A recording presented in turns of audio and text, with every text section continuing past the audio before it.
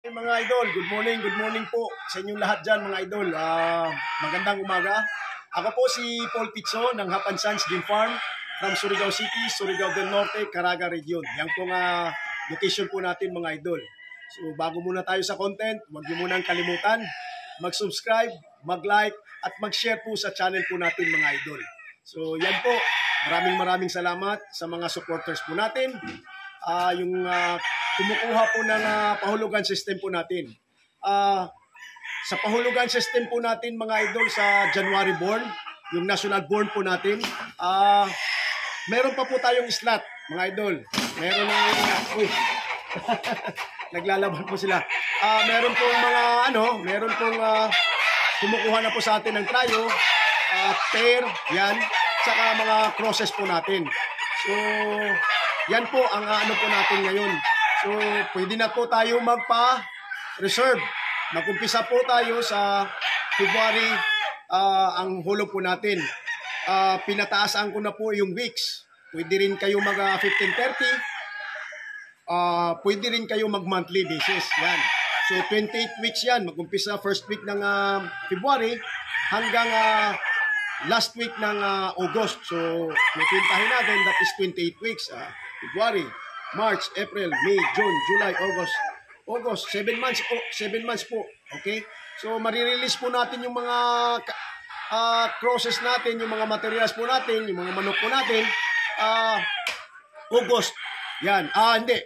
September 1st week or 2nd week. Talaga. Yan po mga idol ang ano po natin. So, releasing natin sa national born. So, yung nag-aabil po sa atin ng October born, yan po, nakikita nyo na. Panay po ako nagpo-post sa FB na po natin at saka sa in-update ko rin po kayo. So yan po, ngayon, kinukuha na po natin yung mga brood stags po natin. Brood stags, brood bull stags. Para makapahinga na po sila. So kinukuha ko kanina mga 10 o'clock. Yan. So ngayon, wala na. Tingnan nyo, wala na. Wala na. Wala nang manok na sa breeding pen po natin, wala na. Kasi para at least makapahinga na po sila. Okay? So, last collect ako po ng itlog is 25. Diretso na kaagad salang. Pagka mga alas 4 or 5 o'clock in the afternoon. Yan, salang na po tayo. Ang limit lang po talaga ako sa itlog is mga 500 something. More or less 500. Yan lang po. Nakaipon na po tayo ng itlog dyan, mga 460. So, sa 2 araw, at least mga 500 yan.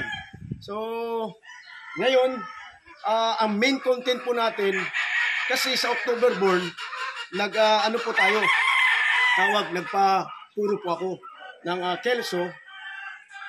Pinaglaruan ko, Kelso at saka white Kelso na slim Kelso over red Kelso. May lumalabas po ako na pile. Yung tinatawag natin, sa amin tinatawag dito is banugon. Yan. Choco pala. Sa amin banugon, sa Bisaya, sa English, choco na lang para at least maintindihan nyo. So ngayon, nag-ano po ako. Tingnan natin. Tingnan natin.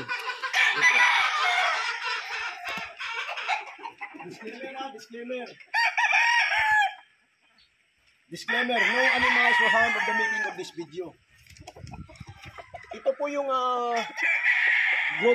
brood stags po natin na tawag nito na Kelso, white Kelso. Lapit ka. Ito po yung white Kelso po natin. Ang papa nito is pure slim. Na-trace ko na talaga na dahil may record po tayo. Yung unang breed ko, bago pa ito, kasi ito ay pangatlong balik ko na. Ang unang breed ko is pure Kelso na slim over 50 Kelso at 50% Kelso, 50% Choco. So yan ang balik na naman, pangatlong bisis. Kaya nga pala, may mag-true back po sa atin na tawag nito na Choco. Yan, may mga Choco na ako dyan. Yan, may mga Choco ako dyan na nagpaano ako. So, nagtataka ako. Kahapon, nagpost ako nag-wonder ako. Pero dahil may sistema po tayo, natingnan ko po sa record hanggang pag-umpisa po ng breeding po namin, merong dugong choco po sila. Yan. Konti na lang po, parang nagtataka nga ako, tatlong balik ko na po sila. Ito, pangatlong balik ko na. Yan, itong kelso po natin. Napakagwapo na white kelso po natin. Sobrang high station talaga. This is 11 months old. Yan. Kakalabas ko lang. Ang pinaparis ko nito sa January born, yung super brown red. Para magiging, tawag yun. Sa may mga itim-itim. Para at least may diin, may speed. Yan. Iba po talaga ang may dugong kelso. Kaya nga ako, magpaparami po ako ng kelso. Napapansin ko lahat dito.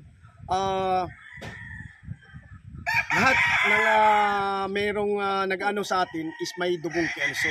So kailangan po talaga akong mag-infuse sa mga bloodline po natin na may kelso. Yan. Yung high caliber gray ko nga, may Gilmore, ano po tayo dyan, Gilmore kelso, pinaparis ko sa purong-puro na high caliber gray po natin na gray. Yan. So yan po. Yan po talagang main content kasi nag-post po ako sa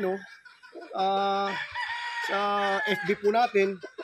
Nagtataka ako na bakit mayroon.